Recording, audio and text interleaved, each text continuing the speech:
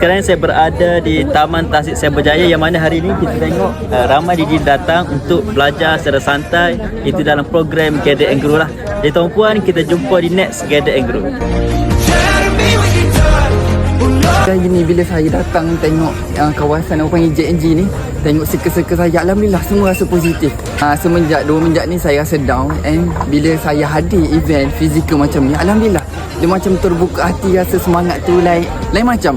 Dan lagi satu circle yang saya ada hari ni, alhamdulillah semuanya saling support each other. Sangat-sangat bersyukurlah hadir fizikal macam ni.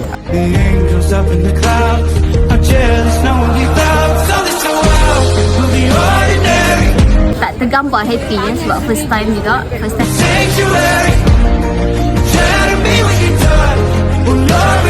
Jadi dekat sini kita dapat banyak manfaat. Saya belajar banyak benda baru daripada achievers dan juga daripada leaders ni.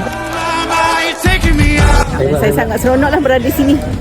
Kena ada confident level dan juga konsisten dalam melakukan apa saja. Sangat rugi tuan-puan tak datang Gather and Grow. Sebenarnya sangat best korang kalau korang tak pergi, rugi sebab korang memang cakap achieve kalau korang tak pergi tau. Next year, bulan depan pergi Gather and Grow, pergi event physical public goal. See you at the top. This is predictable. Bye bye.